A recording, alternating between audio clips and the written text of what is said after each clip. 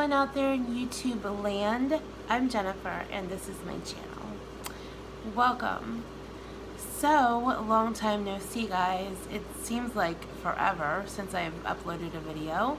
It's been a couple of weeks. Well, I think actually it's been a week, but before the last video I did, it's been a week before that one. So it's been a couple of weeks since I actually filled you in on what's going on in my life and what's happening. And there's a lot to fill in. I'm going to try to make this video not rambly, but y'all know how I ramble, so I can't promise you anything. You might need to speed it up, you might need to fast forward at times, I don't know. But I'm just going to fill you in on what's been going on with me and what's going to be going on with me. So let's just go back to the beginning of July, or the second week of July maybe. I was feeling very emotionally overwhelmed. I have a lot going on in my life as far as concerning myself, concerning other people that I love, and it's been very emotionally draining on me. But I'm doing okay with that. That's not a huge concern for me right now. I'm still going to therapy. I'm still doing all the things that I need to do to deal with all that stuff without using my drug of choice, which is food. I'm still abstinent, have not binged, and I'm very happy about that. So then the next thing that came up was on I scheduled to have my cat's teeth cleaned, and there he is, on the 23rd of July. So let me try to go in some kind of an order, a sequence of events of what has happened, because a lot's happened. I started feeling bad around I have my little calendar pulled up because I forget the days because it's been so long. So around July the 18th is when I started feeling bad. Now, as you guys know, I have been doing keto, and I was in ketosis, and I was doing really well. And then I started having troubles. Some of this is going to be TMI, so you're going to have to excuse the TMI parts, but I think it's kind of relevant to my whole story, so I have to tell the TMI parts. So the first TMI part is, while I was doing keto, I was having a hard time using the restroom, having a bowel movement, if you will. And I struggled with that the entire time I was doing keto. And so that was like 2 weeks prior to the 18th. And I was just getting really frustrated. And so the only thing I knew to do, and the only thing I had available to me at the moment, was a big bottle of prune juice. And I knew that that was going to kick me out of ketosis. And I was very emotionally torn between what I should do, because I didn't want to kick myself out of ketosis, because I had worked really hard of staying strict on myself, staying on food, on point, doing everything I should to get into ketosis, and then I was going to throw myself out of it. But I was miserable, my stomach felt awful, and so I decided to just go ahead and throw myself out and get some relief. If anybody, I'm sure there are a lot of people out there who have dealt with constipation, and it is not a fun thing. It makes you feel miserable all over. So I've always been the kind, a small glass would be fine, but when I drink prune juice, if I'm going to drink it, because it's disgusting, I'm going to drink a lot of it and make sure it does the job and not have to drink it several times. So I drank a 32-ounce glass of prune juice. I choked it down, and it really hurt me because I kicked myself out of ketosis for prune juice. And if I was going to kick myself out of ketosis, I would have wanted it to be for something good and not prune juice, but I had to do it. So I did it, and that problem was solved. I felt really good. I went to bed that night. I woke up that Thursday morning, which is the 18th, and that's when all my symptoms of a urinary tract infection showed up. My urine was very dark and cloudy. It did not smell right, and it didn't have the ketosis smell to it that when you're in ketosis sometimes your urine smells a certain way, but this was not that. This was like not a good odor. Again, TMI. So I got scared. I thought maybe I was just dehydrated from being on keto. It drains you of a lot of fluid to begin with, and then drinking the prune juice, which pulled a lot of fluid out of my body because I went several times after that, after I drank that. So I was hoping that I was just dehydrated, and so Thursday I drank tons and tons and tons of water, and it kind of cleared up. My urine got a little better. It was still cloudy, but it wasn't so dark. But then I started getting pain in my lower abdomen, and my back was starting to hurt really bad. And sometimes it's hard for me to tell what is a urinary tract infection or which is my endometriosis symptoms, because a lot of times when I have my endometriosis pain, I will have pain after I urinate, but that's not every month, so it's kind of hard. It kind of is the same as the burning pain of a urinary tract infection, so sometimes I'm not sure which is which. So I started having those symptoms, and I was almost positive it was a urinary tract infection. So in the meantime, I had already scheduled my cat to get his teeth cleaned and his tooth pulled on that following Tuesday, which was the 23rd. And my sweet baby is the most important thing to me, and even more important than my health. And I know some people are like, that sounds extremely crazy, but that's how I feel. I just looked over because I heard a noise and he's eating. But that's how I feel. My cats are my life, and they're more important to me than anything, and their health and well-being comes before mine.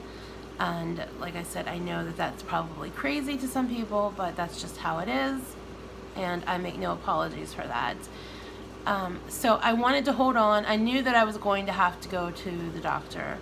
Well, I go to the ER, and usually if it's something that can be treated, it's like a fast track, and they get you in, get you out, and you get home.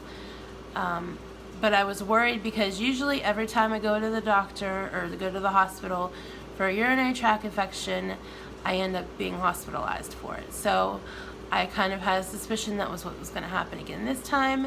It was almost a year ago that I was hospitalized for a kidney infection and septic. Last year at this time, it was in August actually, towards the end of August I was hospitalized, so it was almost a year, 11 months ago that I was hospitalized for it. So I wanted to make sure that I was here to get my cat his canned food. I didn't want to have somebody have to come in every single day and give him his canned food. There are people in my life that would have done it for me, and without question, and they would have been more than happy to have had. I had quite a few people offer to help me, but with him not being in the greatest of health, I didn't feel at ease leaving him, knowing that he had his tooth problems and he wasn't able to eat well, and I just didn't want to leave him alone. So I just wanted to hold on until I got him taken care of. So I started feeling better. I had a fever on Sunday and Monday, and then a Tuesday I started feeling better because that was the morning I went with my cousin. I posted the video when we went out for coffee. We dropped my kitty off at the vet, and I'm sorry, I'm distracted. He's playing with the box. Squirrelitis. I started feeling better. We went to the park for coffee. I was active at the park. I didn't have any signs and symptoms. I didn't feel bad. Then I got home, and I was a little fevered when I got home. And then he came home the next day on Wednesday, and he was doing well. He is doing well. He had one of his canines, the long fang tooths. He had one of those pulled, and he had his teeth cleaned. His red blood cell count is a little lower than the doctor would have liked, but that's sometimes something naturally that happens in cats as they age. It's a sign of different things going on in the body, his body, and the main goal is to just make him comfortable and to give him as much time as he has in his senior life and make him his senior years as comfortable and happy as possible. So when he got home, like I said, he was doing well, and then I started doing much worse.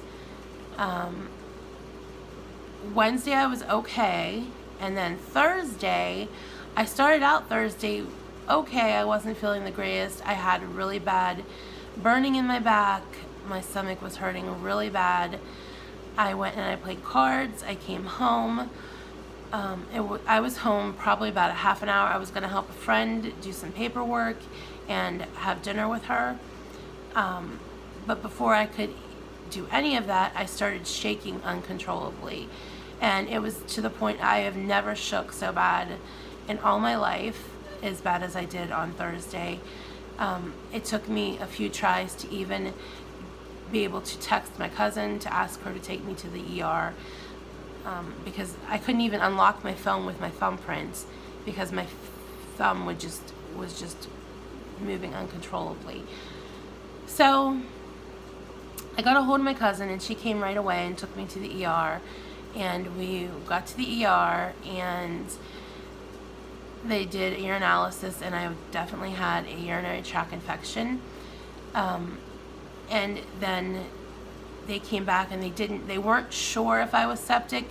He suspected I was septic because when I was admitted, or when I went into the ER, my heart rate was 140, but part of that was because I was panicked from anxiety, which is pretty normal.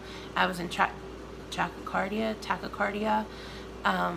I had EKGs hooked up to me, which again is normal for me. I have to tell them all the time when I go to the ER, I'm always tachycardia when I go to the ER because of my panic, and then as soon as I calm down, then everything is fine. But even when I calmed down, my heart rate was still around 112, 115, and the doctor said he didn't want to take any chances because of my heart rate being elevated.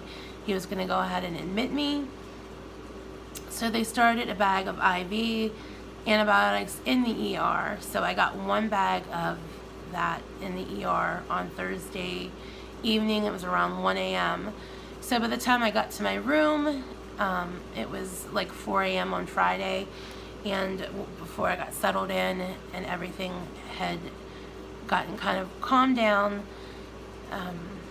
So the antibiotic that I was on, the IV antibiotic, was given once every 24 hours. So I got 3 total treatments of IV antibiotics while I was in the hospital. It was Procefin, and I've had that before. That was my usual medicine that I took while I was there, every time I go for a urinary tract infection.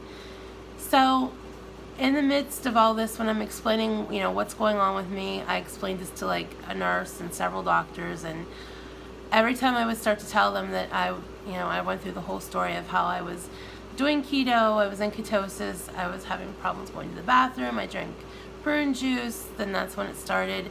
And most of them were like, oh, you don't need to say anything else. Keto is extremely hard on your kidneys, and more than likely it was from being on keto. They can't say that 100% because, like I said, I have had urinary tract infections in the past and septic in the past and hospitalized for it. So it's not 100% sure that that's what caused it.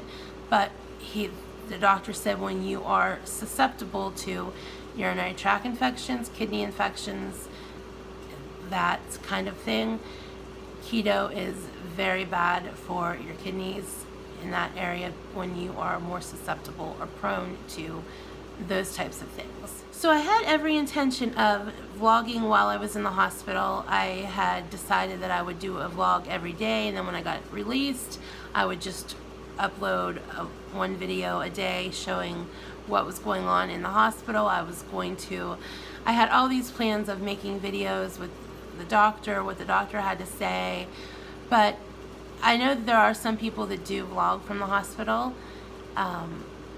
but I felt so crummy that the last thing I felt like doing was picking up a camera and talking to it. I think I got a couple of clips, and if I find them, and if I did make them, I will insert them here.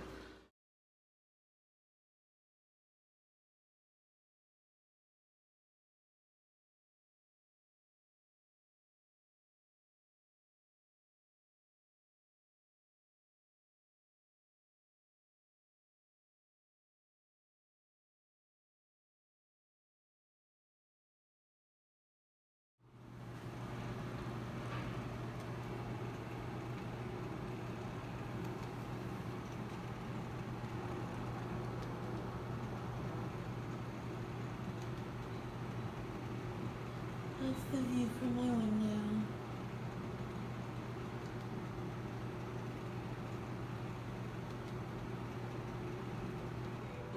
This is what happens on a Saturday night in the hospital. And there's a few pictures I'll insert here as well.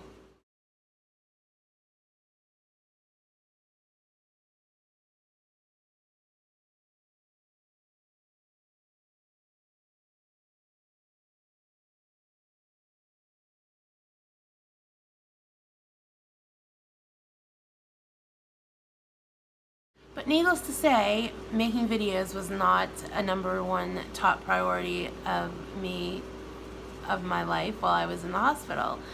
So I started feeling better, of course, as luck would have it, and the night I went into the ER on Thursday evening, early hours of Friday morning, my period decided to start very heavily.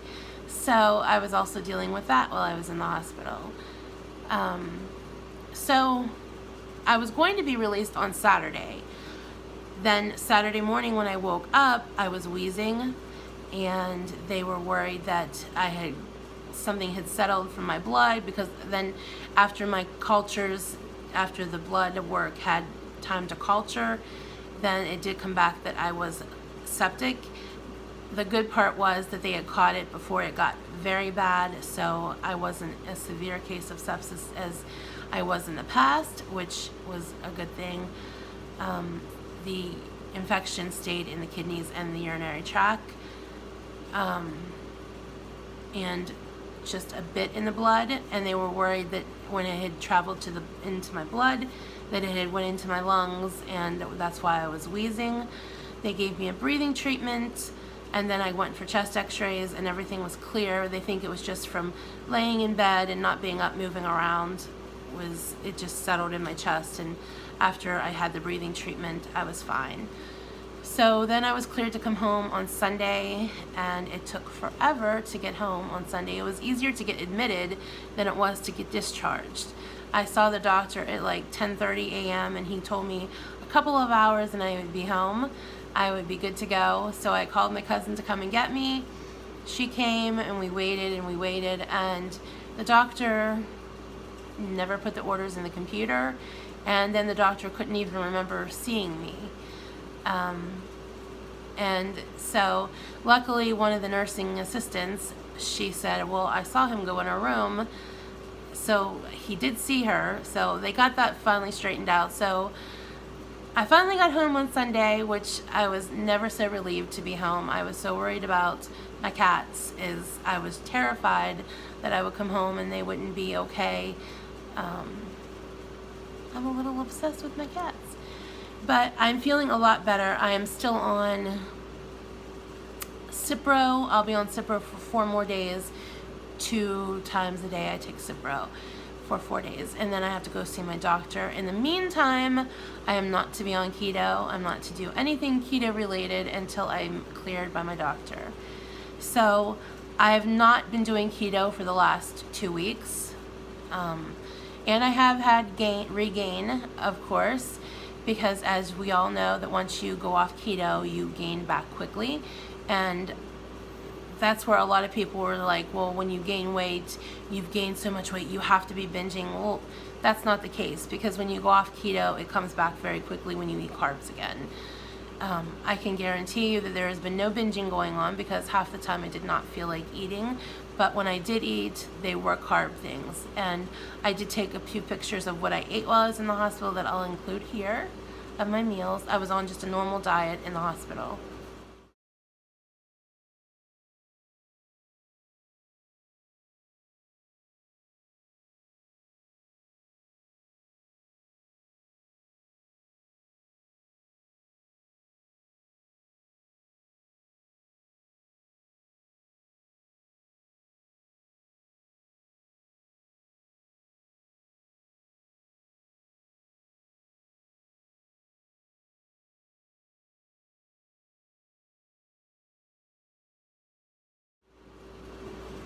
So there was no counting of calories in the hospital and no counting of carbs or anything of that nature. When I did come home from the hospital on Sunday evening, I did order Mexican food because I just did not feel like cooking. It was later in the evening. I was tired. I was exhausted from being in the hospital. It's not, as anybody who has been hospitalized knows, it's not a place you go to get rest. Even though the bed was comfortable, they got me a bigger bed, a bariatric bed, but still it's a hospital bed and it's not like my own bed, and my body ached from being in the hospital. So I ordered my Mexican food. Don't feel bad about that at all. I ate it, and then I went to sleep, and I actually slept 14 hours that night. I got up to go to the bathroom, of course, but I slept 14 hours in total. So I'm feeling a lot better now.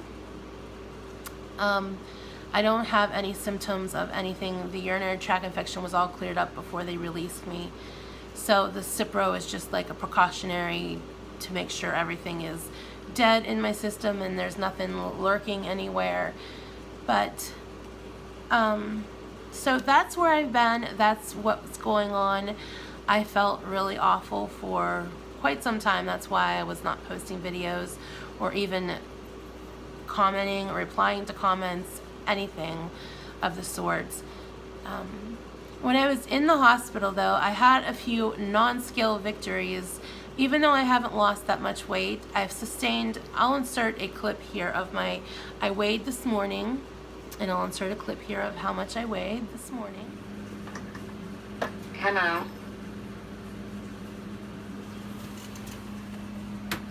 It's ready.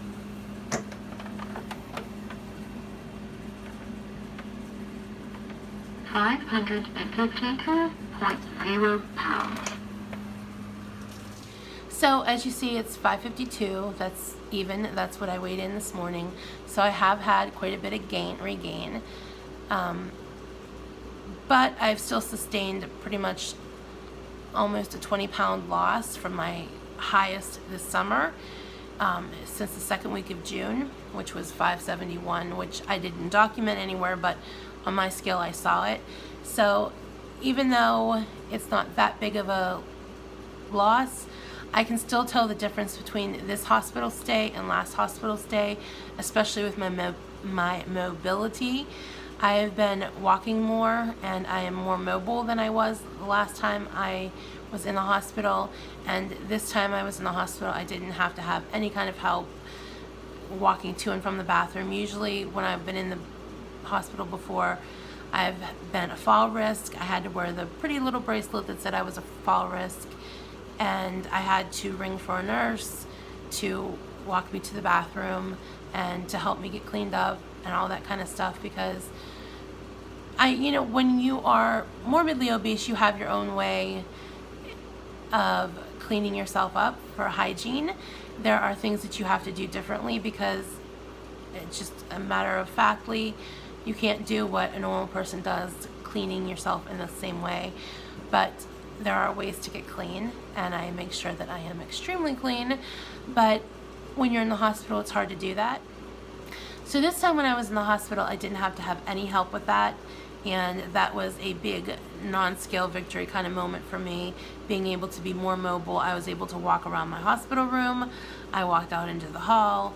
I did a lot better this time around at the hospital than I have previously. And it was a lot easier physically on me, which helped when you don't feel well and then you have some kind of physical disability. It makes everything more miserable just in the long run. So that's one thing I'm going to look forward to as I continue to lose weight, is not having to be so inconvenienced when things like this come up. I'll be able to be more of a normal type of person and not have to have so many boundaries between getting the care that I need and having somebody help me. So I was on my own. I bathed myself, cleaned myself, everything myself, which I do at home, but like I said, being in the hospital is a different breed of its own, and you can't always have the things at your disposal that you have at home, or you don't have the setup that you have at home or what you're used to. But I was able to do all of that at the hospital on my own, and I didn't need any help, and I was very proud and happy about that. I know that for a lot of people that's like something that you don't think twice of, but for me it was a very happy moment. So let's talk about what's going to be happening moving forward from here. So as I told you, I am not to be doing anything keto for the next few days until I see my doctor again, until I'm okayed to be doing keto. I was told by multiple nurses, multiple doctors, my doctor, that keto is extremely hard on your kidneys. And while my kidneys are still in a compromised position, while I'm still on my antibiotics, until those are done, until I have another urine test to make sure that I am completely fine, he doesn't want me doing anything that's going to compromise my kidneys any further than that I already had. So the keto will not be happening for a few days. As soon as I'm cleared, I will be going back to keto because I cannot wait to get back to that lifestyle. I miss it terribly. I miss not being hungry. I miss everything about it. I miss. But that doesn't mean that I'm going to be just full out, just eating as much as I can, binging or eating horrible food. I have keto type food in my apartment. That's all I have. I don't have anything non-keto. The only thing that I have that it's still keto, but the only thing that I have that is slightly not good for me is the Atkins Indulge treats.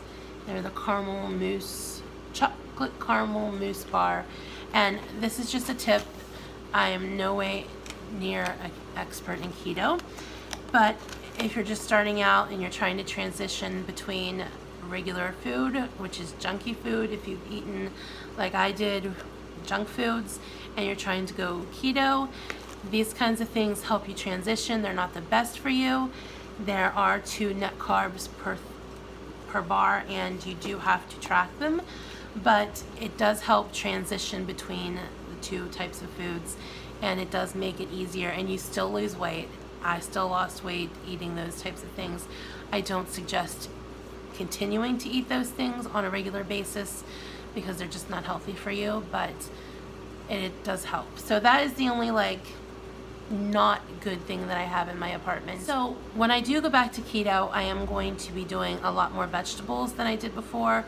I will be adding some berries to my diet because I do need that fiber and I do need that buffer in my diet that is going to help with the kidneys. It's not going to be so taxing on my kidneys. A lot of people can get away with not eating a lot of fruit or vegetables, and they're okay with that. Because of my predisposition to have infections in my kidneys and in my urinary tract, I need those. So that is something I'm going to be changing up in my keto journey. So I guess you could just say that I'm going to be doing a cleaner keto rather than just a lazy keto or a dirty keto kind of diet. There's nothing wrong with doing either one. It's your personal preference, but it's just because of my medical condition that I need to include the vegetables and some fruit in my diet. So I don't know if I'm going to be doing this every single day, but I'm going to, as many days as possible, as many days as I feel like it, I'm going to do a weigh-in every morning and then show you what I eat for that day. I'm going to shoot for maybe 5 days a week. I don't know. I'm not going to make any promises, but I'm going to, like I said, show you what I'm eating, especially now that I'm not doing keto at the moment, until I get back to it, and then that food will be definitely more keto. This food will be keto food, but it won't be strictly keto